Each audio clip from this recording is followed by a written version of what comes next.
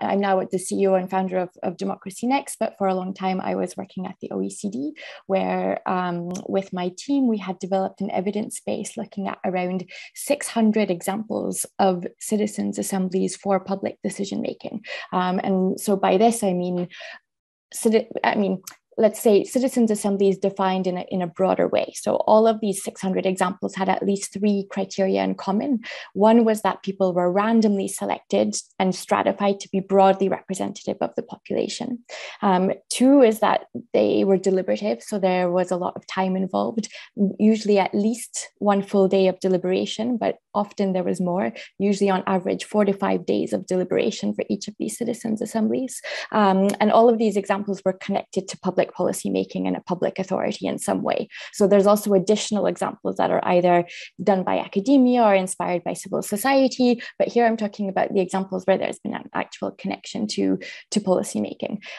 So it's been a number of years that I've been kind of quite deeply looking into how do you create the conditions to be engaging everyday people in the complexity of policy making. And on the basis of these 600 examples, so things like, maybe to make it sound less abstract, I'll give one example. So like the Irish Citizens Assembly, there's been numerous ones that have happened, but one of the most well-known, which some of you might have heard about, was around the issue of abortion, about whether Ireland should change its constitution around abortion to make it legal. And so there was a Citizens Assembly of 99 people randomly selected to be broadly representative of Irish society that deliberated on this issue for 5 months, hearing from experts, but also lots of stakeholders, advocacy groups from both sides, people with lived experience. They deliberated with one another, and they gave a recommendation to the Irish Parliament and the Irish government that there should be a referendum to change the constitution on this issue. But they also gave a very detailed set of recommendations on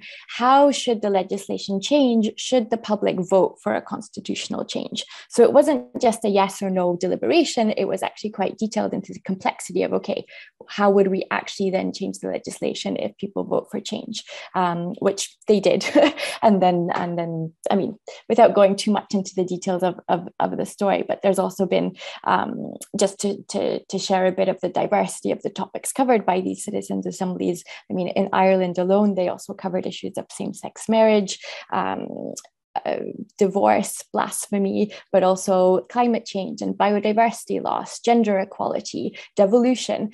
So really quite a wide-ranging set of issues. And the 600 or so examples around the world also covered a wide diversity of issues, from $10 billion investment plans to infrastructure investment questions to should we have a new nuclear waste facility and all sorts of different things. And so on the basis of kind of digging quite deeply into all of this, we developed the OECD's good practice principles for what needs to be in place to be creating these conditions for people to really be able to engage with these complex issues, but also to do so in a way that's democratic. Because yes, these citizens' assemblies are often initiated to help solve a problem better, but at the same time, it's important that they're actually designed and executed in a way that is democratic, so that there's a legitimacy, but also a trust from the public in the recommendations, as well as then the action upon them. And I suppose that the latest work that I was doing at the OECD before I left to be launching Democracy Next was exploring these questions and this approach to institutionalizing deliberative democracy. And I think this is quite an important thing to emphasize in this session, because it relates to the framing even of how we were talking about this year. It's about rethinking public engagement.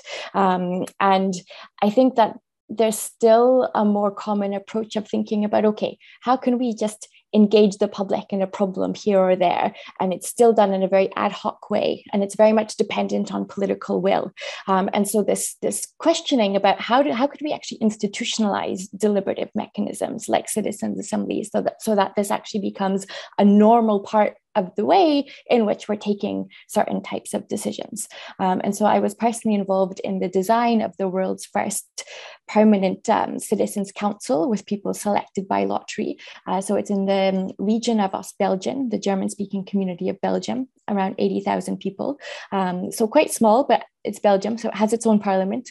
And so it's effectively the world's first second chamber with people selected by lottery, and it works together with the parliament. And so this randomly selected citizens council, the people who are part of it, they have a mandate of agenda setting. They decide what is the issue that should be put to people in a one-off citizens assembly every year.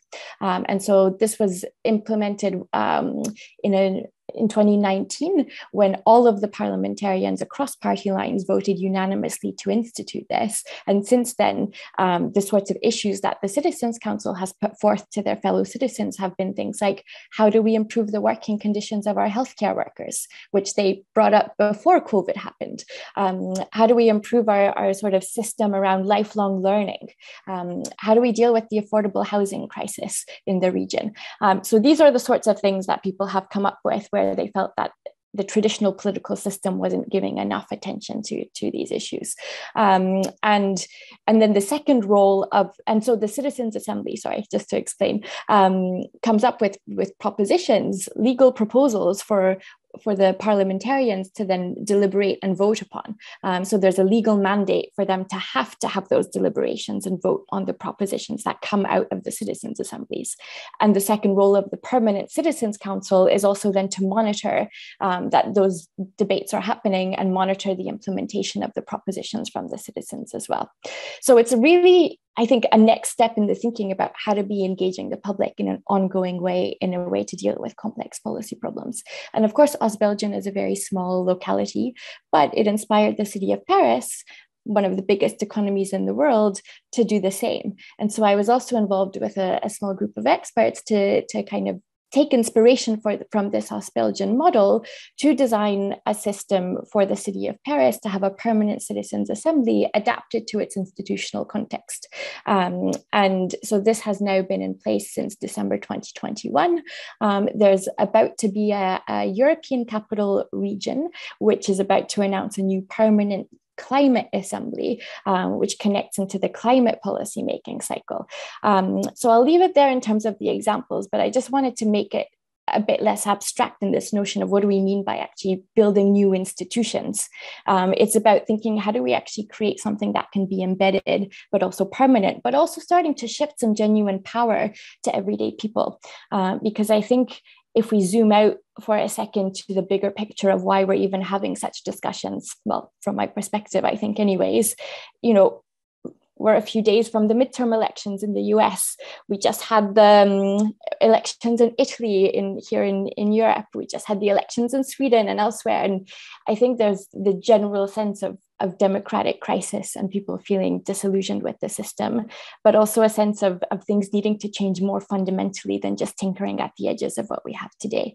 And so I think that this discussion around new democratic institutions, how do we embed new forms of engaging people, but really in a meaningful way, and not just in a way of how do we engage them to get their inputs and then we just decide ourselves, but actually starting to think in a way of even shifting power, which entails then thinking about accountability mechanisms and so on. But those are not unanswerable questions. And I think that we should be moving towards asking those questions and thinking seriously about what that would look like and what that could entail. So I think I will leave it there as an opening set of provocations, perhaps, and looking forward to hearing what Matt and Tina and others have to say about this. Thanks. All right, well, thank you, Claudia. Matt, I welcome you to the stage here to share your experiences. Okay, great. I will. I think I'll start by filling in a little bit more information about my sort of path to the work I'm doing. So before I was doing this work on governance innovation, I was an antitrust lawyer. And as an antitrust lawyer, I was thinking a lot about the problem of sort of power concentration and about how economic systems have this tendency to collapse into monopoly, basically. And then we have this puzzle about how to share power over these sort of monopolies or power concentrations that form. And that's basically what democracy is, right? Democracy is basically an attempt to figure out how to share power over these like nodes of power. And one thing that I've been, very interested in over the past few years and been doing a lot of work on is something called quadratic voting, which is basically a way of rethinking how voting works. And what I'll try to do at sort of warp speed here is explain what quadratic voting is. It's quite a big idea, I want to hopefully do enough to give you all a sense of why I'm so excited about this and why it's like a really fundamental, interesting, big idea. I'll say a little bit about sort of how you can use it in practical situations and sort of why it's interesting. Okay, so let me start by, I'll share a presentation here. Let's see if I can do this.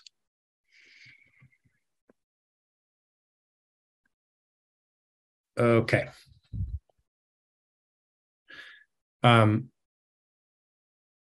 Okay, so the way to think about quadratic voting in brief is that it is you can think of it as simply like a redesigned ballot. So if we're looking at a ballot and we're making, we're deciding between a range of different options on the ballot, or voting on sort of multiple issues on the ballot. The way that we normally do that, the way that normal voting works, is basically you get one vote per issue. So you can sort of vote up or down on any particular issue on the ballot to signal how you care about that, or how you feel about that particular issue. I want to preface this by saying it's almost beyond serious dispute at this point that the traditional way we have done voting, the way that most bodies vote, the way that most votes are taken, is not actually the ideal way of doing it. So that's why there's been all this, work in recent years on things like ranked choice voting and approval voting. I think all these ideas are really interesting and really good. And it's really important to sort of do this work in improving the way that we take our decisions, as a complement to improving the way that our decisions are set up and the way that people participate in them, and in the way that Claudia has been talking about. But quadratic voting is basically is a really interesting toolkit that I think everyone really should be aware of as a better way of structuring decisions. So here's how it works in brief. So you can imagine a ballot with a bunch of different issues that we're voting on.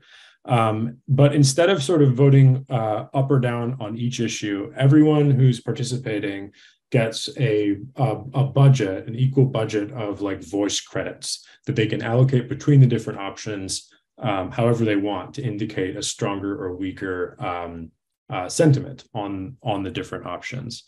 So in other words, you can vote more than once on things you care more about. But the sort of catch is that if you want to vote once on a particular issue, it costs you 1 voice credit.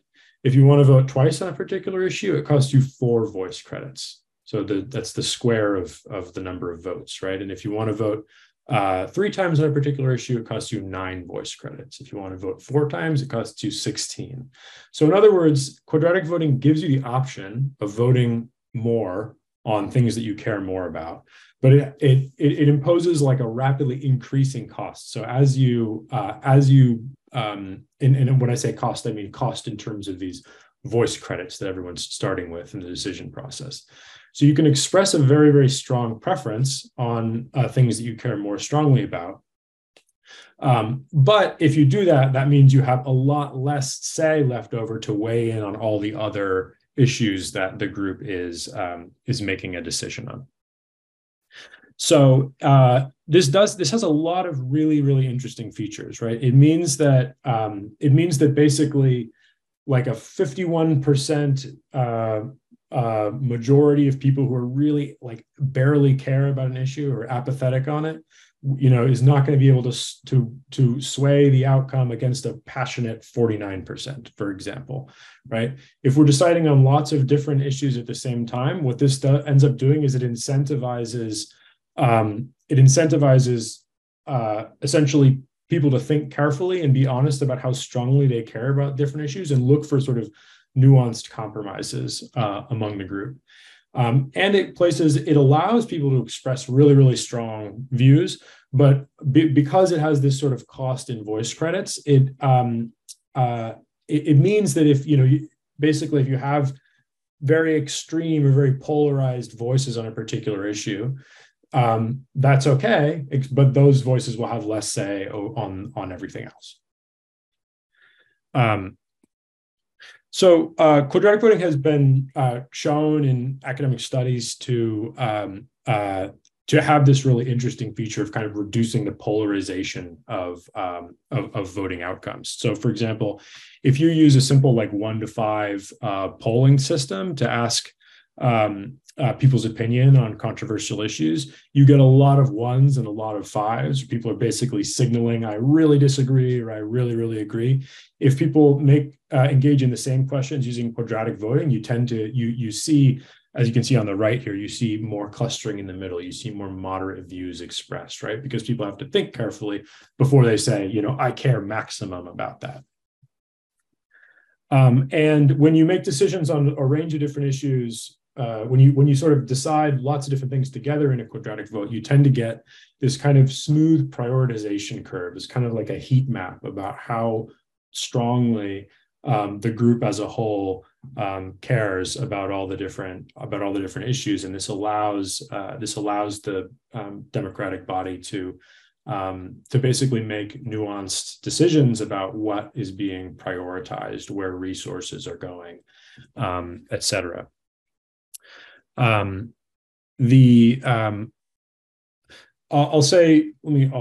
get out of the presentation here for a moment. I think it might be useful to just sort of see visually what it looks like to participate in a quadratic vote, because it can sound really complicated, but it's actually like very simple when you're doing it. You just have a number of different options that you're voting on, and you can just kind of click up or to put more voice credits on it. So here I've placed 3 votes on one option, and it's pulled over 9 voice credits from my overall budget of voice credits here. So as I click up my votes 4, 5, 6, you can see it's just automatically pulling over those voice credits. So it sounds very like mathy, but you don't actually need to think about do any calculation to do it. You can sort of move a slider or use a clicker to indicate how strongly you care about different options. We have Radical Exchange and peer organizations have used quadratic voting in concert with public engagement activities and sort of deliberative body decisions in a whole bunch of different contexts in the past several years, including in caucuses in the Colorado State Legislature and Senate. It's been used for public engagement exercises in Taiwan. Recently, we worked with the Metropolitan Council of Nashville, Tennessee, to use quadratic voting within the council to prioritize different modifications to the city budget.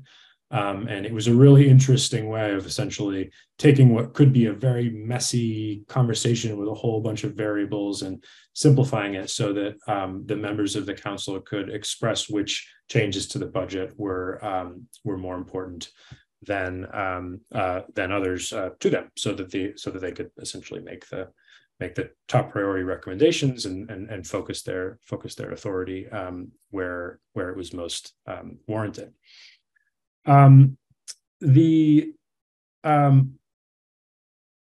think a final quick point to emphasize here is that sometimes people ask me like why they should be interested in quadratic voting, why they should experiment with quadratic voting. And it can be, to sort of experiment with a new voting system can feel like a risk not worth taking from the point of view of like an individual politician or elected official. But the point I want to emphasize is that, because this really is a fundamentally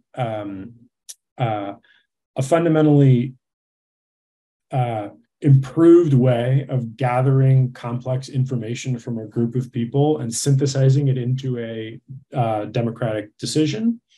It's something that the way to think about quadratic voting is it's not like something that it's not necessarily something that gives like a win to a particular politician. It's more something that if it's experimented with and integrated into the way that our institutions work, it can increase our confidence in the ability of our institutions to basically make reasonable decisions, right? To avoid, help avoid our institutions becoming sort of fora in which like the most extreme voices are steering the direction of debate and so on, and instead help our institutions become able to prioritize things that have like a thin consensus and a genuine consensus across differences and across political divides, and to sort of put those issues to the top and focus on these unifying sort of priorities. So I will I'll stop there, and would love to answer any other questions.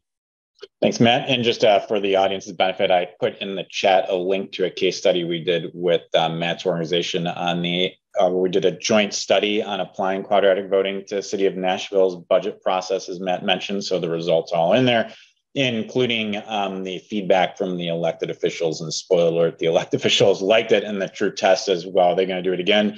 And the answer is yes, they are recommending to do it again. And we do have resources in there about how, if you are looking to apply quadratic voting, or if this sounds like it's something that could be interesting in your organization, there are resources in that paper about how you can go about doing it. So Tina, I'm going to turn it over to you for our discussant portion and hear what you have to say. Thanks. Well, Claudia and Matt have, this has just been so exciting, and I feel like we've just scratched the surface, but I really appreciate how just some of the language both of you used. Claudia brought it down to the fundamentals of engaging regular people in policymaking. Matt phrased it as the puzzle of sharing power. I love that. And I think something that was also consistent across what both of you shared was around trust and legitimacy, right? On being able to actually make space for deliberative democracy. It's a really timely discussion, because tomorrow's election day in the United States. And so I would love to hear from Claudia and Matt, and encourage folks to put more questions in the Q&A tool at the bottom. But Claudia and Matt, with tomorrow being election day here in the United States, I'd love to hear from both of you. And Matt, you might be able to preview a little bit more of the Nashville paper here. But what are ways that governments can start building trust with residents in the near term before getting to the true institutionalized models that you're describing? I'm not asking this to suggest incremental change is okay, but rather I am bracing for election results tomorrow. So I'd love to hear from you. What steps can governments take, learning from Nashville, learning from Belgium, that you would recommend the audience today keep in mind? And I'd welcome either of you to chime in first. Yeah, I can go first if you want. Well, I mean, I'm also not in the US, so this is all from a little bit of a distance, but I think that actually it's not just the US that is facing democratic dilemmas. I think it's actually quite widely shared, this sense of, oh my goodness, what are we going to do to try and take decisions better together, essentially. And I know that, I think in a context where in the US there has not been a huge amount of experimentation yet with deliberative processes like citizens' assemblies, like there are way more examples in Europe and in other parts of the world. I still feel like this mentality of doing this work with that perspective about institutionalizing and the bigger picture and the longer term is important and can nonetheless take place. So, for example, in one of the places where I did some work personally in the Basque Country, so a region in Spain, there were no examples of citizens' assemblies that had taken place. And so we had been working together, my colleagues and I. This is when I was at the OECD quite recently at the start of this year.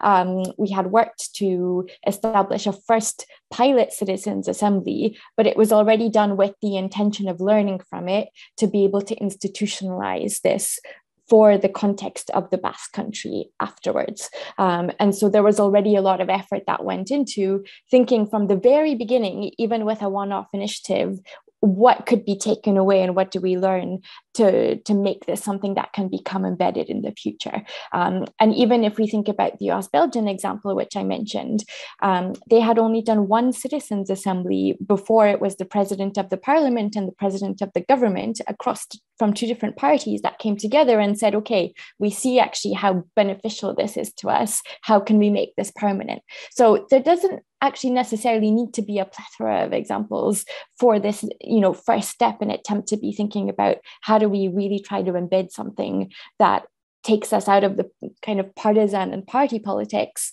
and creates the space for us to have like the small p political debates in a completely different way, getting past the polarization that that party lens introduces into how we see any political issue.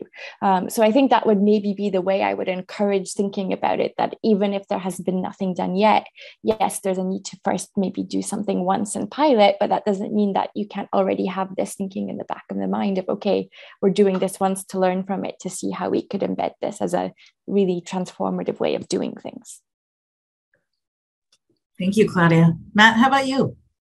Yeah, I think that, I guess my sort of meta answer to this is that I believe and hope that basically the project of looking at our institutions and trying to improve them can be something that transcends the usual political tug of war dynamics and becomes like basically a space of conversation that doesn't clearly favor either the right or the left or the this or the that. And I think that, because in a way, like the one thing that everyone can agree on is that our institutions aren't working as well as they should, and that polarization is like out of control, right? That we're essentially doing damage to our institutions, and that or to actually a better way of putting it is that the structure of our institutions is helping to drive polarization, right? So like there's been all this talk lately about how the sort of structure of our discourse on social media has driven polarization, which I think is true, but it's also true that that the way that our democratic institutions are set up, it hasn't evolved that much with the times, and because it's not set up in the perfect way, it is itself driving polarization, right? Like we know that the structure of in the U.S. context, for example, we know that the structure of primaries drives polarization, for example, right? We know that, right? And so starting to look at these kinds of details of how our democracies are working, how we're taking decisions together, and improving those in a way that is just neutral between the normal axes of politics is, like, to me, that's the unifying conversation that we could and should all be having.